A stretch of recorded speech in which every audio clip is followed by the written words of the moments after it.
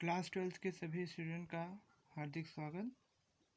बच्चों, आज मैं नया चैप्टर स्टार्ट करने जा रहा हूं जिसका नाम है आपका सॉलिड स्टेट। ये तो है आपका पहला चैप्टर, लेकिन मैंने पहले सॉल्यूशन पढ़ाया था, इसलिए अब सॉलिड स्टेट जा रहा हूं पढ़ाने। सॉलिड स्टेट के बारे में बच्चों सबसे पहले जान लो। The state of matter in which its constituent particles, that is atom, ion and molecules are closely packed to each other is known as solid state। मतलब एक ऐसा मैटर का एक ऐसा स्टेट जिसमें उसके कॉन्स्टिट्यूएंट पार्टिकल मतलब जिससे वो मिलकर बना हुआ है, वो क्लोजली पैक हो, तो उसे हम क्या बोलेंगे? सॉलिड स्टेट कहेंगे। फॉर एग्जांपल चेयर हो, बुक हो, कार हो, ये सब। बच्चों, सॉलिड स्टेट तो ये हो गया आपका। और जब क्लोजली ना पैक हो, थोड़ा दूर दूर प्रेजेंट हो, तो वो लिक्विड बोला जाएगा, और बहुत दूर दूर प्रेजेंट हो तो सॉलिड बोला जाएगा। बच्चों, कैरेक्टरिस्टिक ऑफ सॉलिड स्टेट जान लो। The volume and shape of solid state both are fix, that is solid state की जो वॉल्यूम होती है और शेप होती है, दोनों क्या होती है? आपकी फिक्स होती है। The intermolecular force, the intermolecular distances are very less, that is इनके मॉलिक्यूल जो होते हैं वो बहुत ही कम जगह में पैक्ड होते हैं, और थोड़े दूर दूर हो जाए तो लिक्विड, और दूर दूर हो जाए तो gas. The intermolecular forces are strong in solid state में इंटरमॉलिक्यूलर फोर्स क्या होता है? वो स्ट्रॉन्ग होता है। And the kinetic energy of molecule in solid state is less than that of liquid and gas और लिक्विड के कंपेयर में जो इनकी काइनेटिक एनर्जी होती है वो लेस होती है। बच्चों, जो इनकी काइनेटिक एनर्जी लेस होती है, इसीलिए क्या होते हैं? ये एक दूसरे के पास पास होते हैं, जिससे और इनके बीच में फोर्स स्ट्रांग लगता रहता है, जिससे इनकी डिस्टेंस कम होती है। The constant particles of solid can only vibrate on its position. जो कांस्टेंट पार्टिकल होते हैं सॉलिड स्टेट के, वो केवल वाइब्रेट कर सकते हैं अपने पोजीशन पे। And they are hard and incompressible. जो सॉलिड होते हैं वो हार्ड होते हैं और इनकम्प्रेसिबल मतलब वो क्या होता है? जब किसी पर हम परपेंडिकुलरली फोर्स लगाएं और वो अपनी वॉल्यूम को डिक्रीज कर ले, तो उसे हम बोलेंगे कॉम्प्रेसिबल। इनमें क्या होता है? ये क्लोजली पैक होते हैं, डिस्टेंस इनके बीच में बहुत कम ही होता है, इसलिए इन पर एक्सटर्नल जो परपेंडिकुलरली फोर्स लगाया जाता है उसका कोई इफेक्ट नहीं पड़ता है। नाउ बच्चों, हम अगले टॉपिक पर आएंगे, characteristics of classification of solid. On the basis of arrangement of constant particles, solids are of two types. First crystalline solid, second amorphous solid. तो बच्चों, क्रिस्टलाइन सॉलिड क्या है?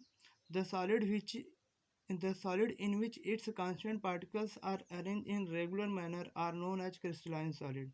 एक ऐसा सॉलिड जिसमें उसके कांस्टेंट पार्टिकल्स रेगुलरली मैनर में arrange हों, उसे हम क्या बोलेंगे? Crystalline solid. जैसे सोडियम क्लोराइड हो गया, आपका सीशियम क्लोराइड हो गया, पोटेशियम क्लोराइड हो गया, ये सब।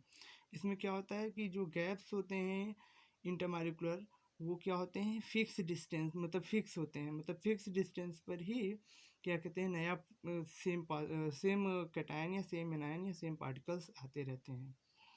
बच्चों, इसके कैरेक्टरिस्टिक्स को जान लेते हैं। Crystalline solids are arrange in long range manner, that is जैसे बच्चों क्या हो गया? जैसे एक पोजीशन पे, जैसे यहाँ पे आपका सोडियम पर प्रेजेंट हुआ, यहाँ क्लोरीन, तो फिर यहाँ सोडियम, फिर यहाँ क्लोरीन, फिर यहाँ सोडियम, यहाँ क्लोरीन, ये हमेशा इंक्रीज करता जाता है, और ये लॉन्ग रेंज के होते हैं, शॉर्ट के नहीं होते। अगला है दे आर रेगुलरली पैक्ड, तो ये डिफिनीशन में ही था। Third, they melt at a fix point, that is melting point of them is sharp. ये पॉइंट बच्चों आपको नोट करने की आवश्यकता है। इनकी जो मेल्टिंग पॉइंट होती है वो शार्प होती है, मतलब इनकी क्रिस्टलाइन सॉलिड्स जो एक पर्टिकुलर टेम्परेचर पर ही क्या होंगे? मेल्ट होंगे। उसके पहले ये सॉलिड रहेंगे और उसके जस्ट बाद ये क्या हो जाएंगे? लिक्विड हो जाएंगे।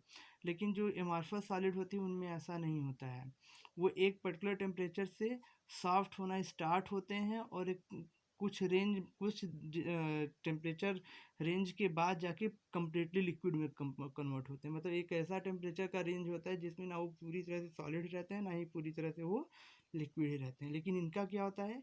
एक पर्टिकुलर टेम्परेचर होता है, रेंज नहीं, पर्टिकुलर टेम्परेचर होता है जिस पर ये मेल्ट होते हैं, मतलब उसके पहले ये प्योर सॉलिड रहेंगे, उसके बाद ये प्योर लिक्विड हो जाते हैं। They are anisotropic in nature, ये एन आइसोट्रॉपिक इन नेचर होते हैं। एन आइसोट्रॉपिक मतलब होता है क्या है बच्चों, कि जब किसी भी सब्सटेंस का जो ऑल डायरेक्शन में प्रॉपर्टी सेम हो तो उसे आइसोट्रॉपिक कहते हैं, लेकिन सारी डायरेक्शन में प्रॉपर्टी सेम ना हो, अलग अलग डायरेक्शन में अलग अलग प्रॉपर्टी हो, तो उसे एन आइसोट्रॉपिक कहते हैं। तो ये जो सॉलिड स्टेट्स होते हैं, क्रिस्टलाइन सॉलिड्स होते हैं, इनकी अलग अलग डायरेक्शन में अलग अलग प्रॉपर्टी होती है। जैसे हम मान लें, जैसे बच्चों एक प्लस है, फिर ये माइनस है, फिर ये प्लस है, फिर ये माइनस है, फिर ये प्लस है, फिर ये माइनस, सॉरी, फिर ये माइनस है, फिर ये प्लस है, फिर माइनस, फिर प्लस। तो यहाँ से क्या होगा बच्चों, जैसे हम यहाँ से कट करें तो हमें सीधे केवल एक प्लस एक माइनस, एक इधर प्लस इधर माइनस मिल रहा है। फिर जब मैं ऐसे कट कर रहा हूँ तो ये प्लस माइनस इस डायरेक्शन में है। तो यहाँ से यहाँ जिस प्रॉपर्टी को मेजर करेंगे हम, उसके कंपेयर में यहाँ की प्रॉपर्टी अलग होगी। तो इसमें क्या होता है, ये एन आइसोट्रॉपिक होते हैं, मतलब अलग डायरेक्शन में अलग प्रॉपर्टी रखते हैं। ऐसा एमॉर्फस सॉलिड में नहीं होता है। अगला है दे कट इन शार्प एज, इनको जब हम कट करते हैं तो एक शार्प एज मिलती है, जबकि जब हम एमॉर्फस सॉलिड को कट करते हैं तो वो एक शार्प एज नहीं मिलती बल्कि रफ एज मिलती है। तो बच्चों क्रिस्टलाइन सॉलिड क्या हो गया वो आपने देख लिया। अब क्रिस्टलाइन के जस्ट अपोजिट क्या हो जाएगा आपका, एमॉर्फस सॉलिड। एमॉर्फस सॉलिड में क्या हो जाएगा, the solid in which constant particles are not regularly arrange is known as amorphous solid. Amorphous solid का एग्जांपल हो जाएगा बच्चों ग्लास, जस्ट इसका क्रिस्टलाइन का रिवर्स। और उसकी जितनी सी सारी कैरेक्टर्स होंगी जस्ट सभी क्या होंगी, रिवर्स होंगी। मतलब जैसे क्रिस्टलाइन में क्या हो रहा है कि वो अरेंज लॉन्ग रेंज में हो रहा है तो वो शॉर्ट रेंज में अरेंज होंगी। और उनके बीच के जो गैप्स होते हैं, जैसे इसमें क्या हो गया, एक फिक्स गैप्स में है तो उनमें क्या हो जाएगा, बहुत छोटे छोटे गैप्स होंगे, ये फिर बढ़ जाएंगे, रेगुलर नहीं होंगे, इरेगुलर मैनर में वो अरेंज होंगे। तो ये शॉर्ट रेंज ऑर्डर के होंगे, ये इरेगुलर पैक होंगे एमॉर्फस, और they melt in a temperature range not a fix temperature, and they are isotropic in nature, they not cut in sharp edge. बच्चों एमॉर्फस सॉलिड को हम सुपर कूल्ड लिक्विड भी कहते हैं, क्योंकि वो क्रिस्टलाइन फॉर्म में नहीं रहते, इसलिए वो मतलब वो इरेगुलर मैनर में डिस्ट्रीब्यूट होते हैं, इसलिए वो लिक्विड फेज में, लेकिन सुपर कूल्ड हैं, बहुत क्या कहते हैं कि टेम्परेचर इस प्रकार से डाउन है कि वो उनके मॉलिक्यूल्स इजीली लिक्विड की तरह मूव नहीं कर पा रहे हैं, लेकिन उनके रेगुलरली पैक नहीं होते, इसलिए उनको हम क्या बोलते हैं, सुपर कूल्ड लिक्विड भी कहा जाता है।